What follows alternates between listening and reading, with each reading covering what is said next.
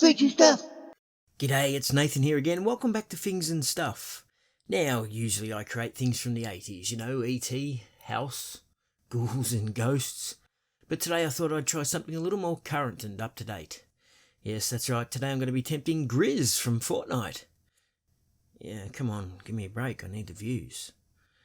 Anyway, Grriz looks a lot like Krang, and Krang is from the 80s, so maybe there's a little bit of retro in Grriz after all. Anyway, let's get on with it, shall we? As always, we start off with our reference pictures. Now we're going to break Grriz down into 3 separate sections.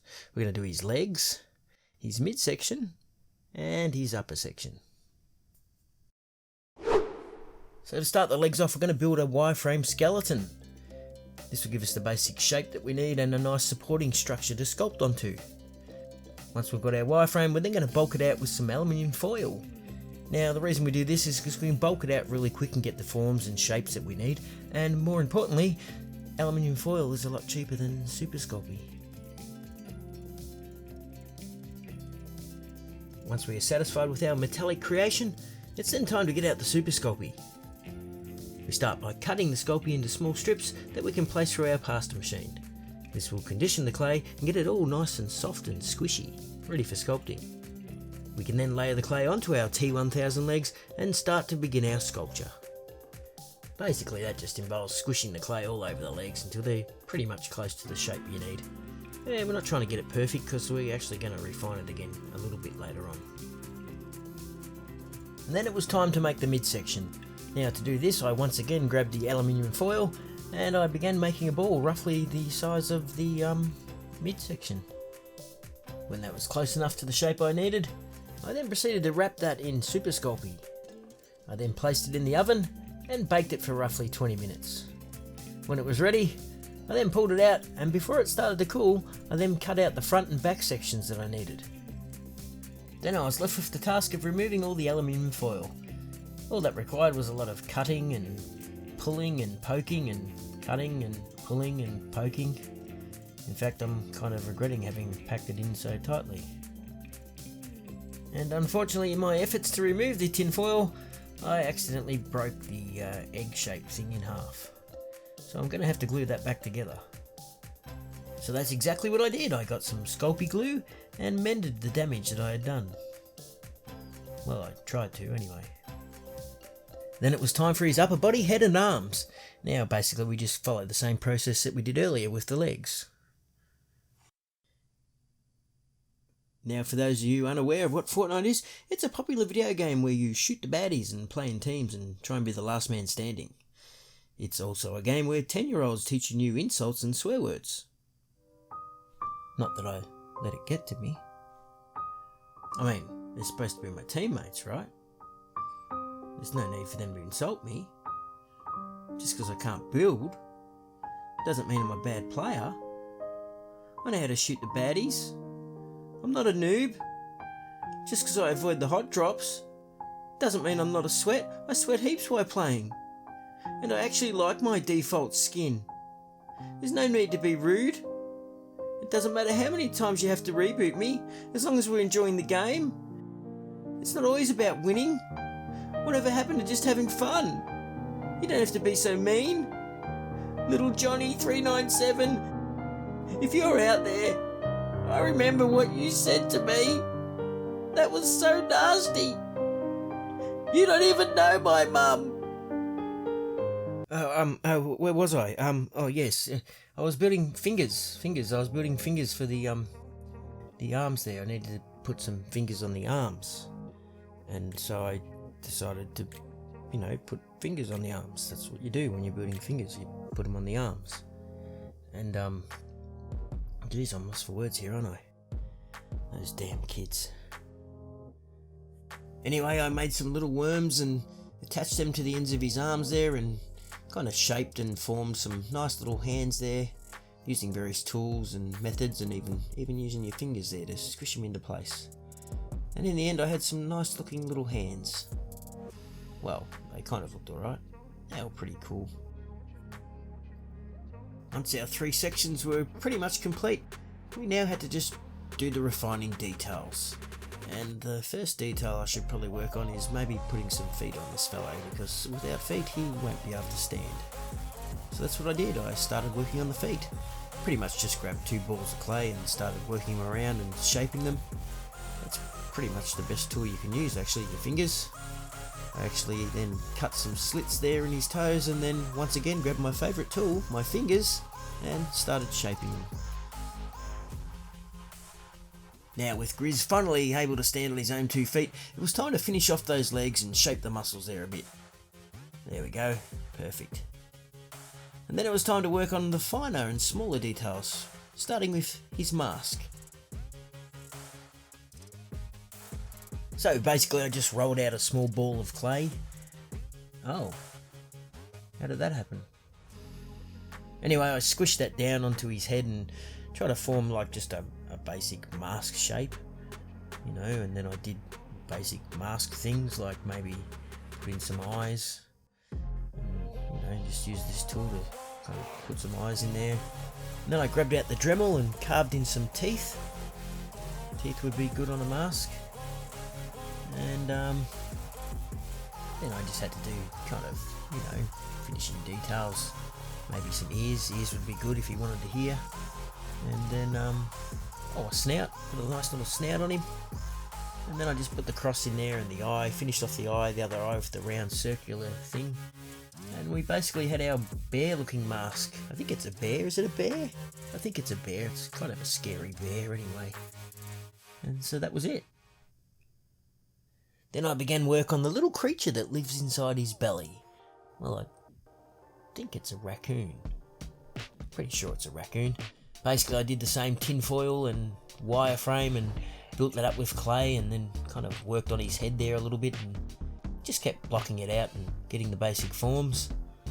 Then I just used some tools to try and carve in some details, and basically did all the little details on his eyes and nose and mouth, just by layering bits of clay and slowly building it up over time, smoothing it out with tools, chucking on a nose, trying to make him as cute as possible and look exactly like the little raccoon that's living inside his belly.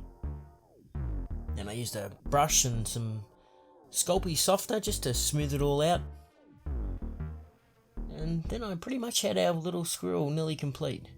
I just had to finish off his arms, and there's also this game controller, which I actually spent quite a little bit of time putting the thumb pad and the buttons on there, which you're actually not even going to see.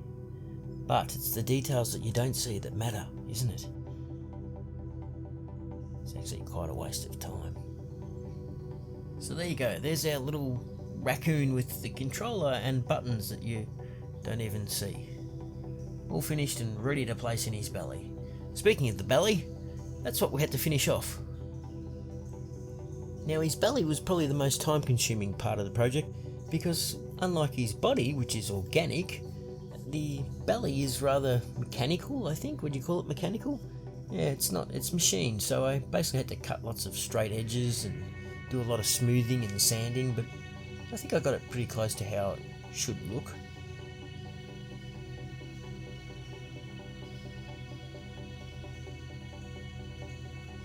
I also made those little, I don't know what you'd call them, little lights that are on his belly and up there around his chest and under his armpits there, that shine the green lights.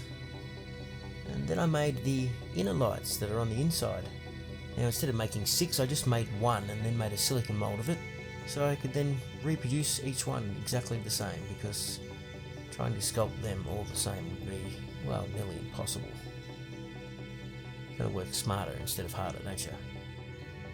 Then it was just a matter of stenciling out some little drill holes where I drilled some pilot holes with my Dremel and then drilled them out properly with my big drill, and then I filled those holes back in so I could then squish an Allen key into those holes and make some Allen key holes.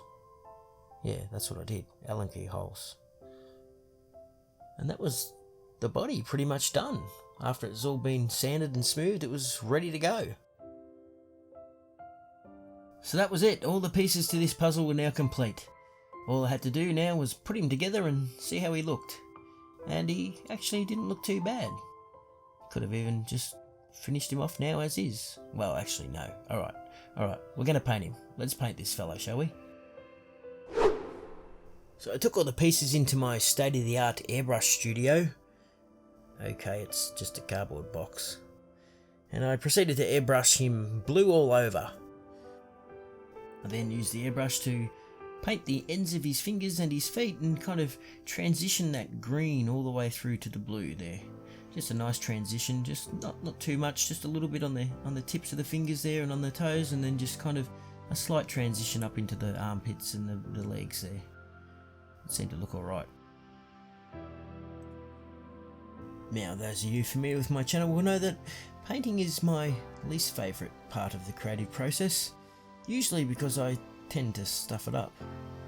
In fact, that's why I tend to make lots of silicone moulds, because if I have multiple castings or something, then there's less chance of me stuffing it up. Well, if I do stuff up once, I can then remake it and stuff it up again, and then maybe get it right the third time. But I don't have such luxuries with this guy because he is a one-of-a-kind sculpt. Yes, I didn't make any silicone moulds, I haven't made any castings, this is basically it. What you get is what you've got. What you've got is what you get. If I stuff it up, it's stuffed, that's it, basically, it's game over. So let's hope I get the painting right. There's not much I can really say about painting. What can I say? I've said it before in previous videos, painting is pretty much self-explanatory. You just grab the coloured stuff on a brush and paint it where you want it to go. There's not much to it. I'm struggling to find the words to describe the painting techniques. Maybe as I get better in my videos, I'll be able to express how it is you paint. I'm painting. That's what I'm doing. I just colour, put it on. There you go. Oh, look at that. Looks good. Okay, get a different colour. We'll put that there. Okay, that looks good. I mean, there is blending techniques and dry brushing and all that type of stuff, but I don't know. Is that stuff you're interested in? I can maybe discuss it. I don't know. Let me know in the comments. Do you like hearing about painting? Or are you as bored of painting as I am? Because, I don't know, I find painting the most boring part of it. Even though it actually makes the piece stand out and look amazing. In fact, now that I've said it, painting can make or break something. It can make a bad sculpt look good, or you can make a good sculpture look bad with painting. So it's a very important process. I just find it the most frustrating, probably because it is difficult. I don't know. You let me know in the comments. Do you want to hear more about painting? Alright, we'll see how we go.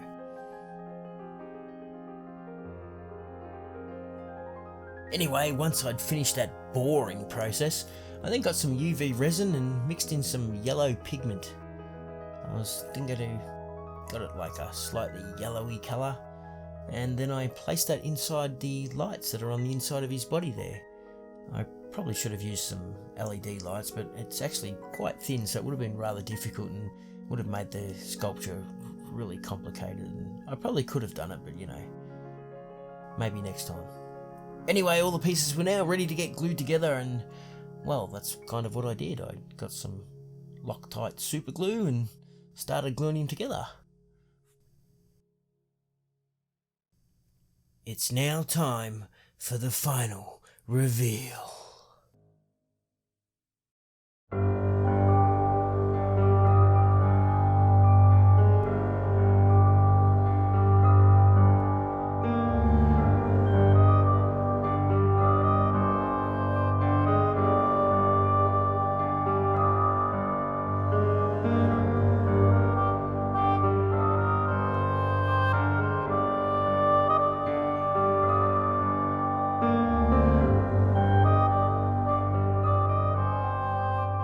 Well, that's about it for this episode of Things and Stuff. Let me know what you want to see me make in the future. What, do you want to see more video game characters? Would you like to see some more movie characters? Or maybe you want to see me make another 3D poster?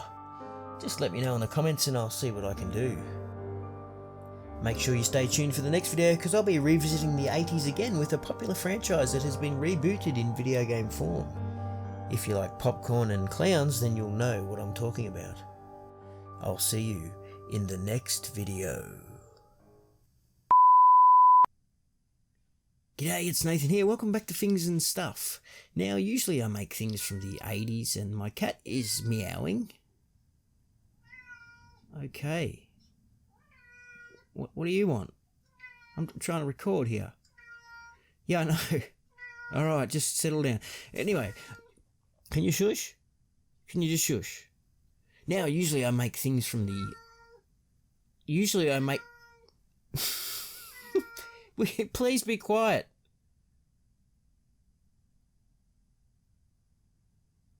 Good. Thank you. Now, usually I make things... Stupid cat. Figs and stuff. Figs and stuff. I just make figs and stuff. Yeah.